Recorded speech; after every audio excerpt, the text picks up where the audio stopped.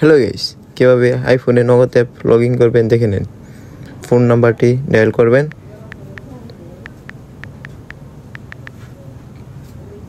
তারপর ডায়াল অপশনে ক্লিক করবেন। কিছুক্ষণ ওয়েট করার পর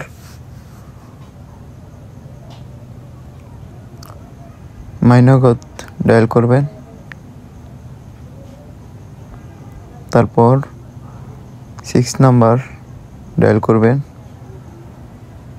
তারপর আইফোন 1 অ্যালাউ করে দেবেন, তারপর আপনার পিনটি ডায়াল করে দেবেন।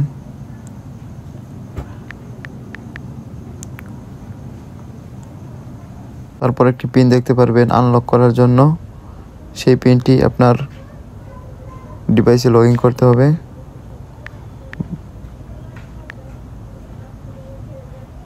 বাস জাস্ট আপনার পিন দিয়ে ডান করে দেবেন, আপনার আইফোনে সম্পূর্ণ অ্যাপটি লগ ইন হয়ে যাবে।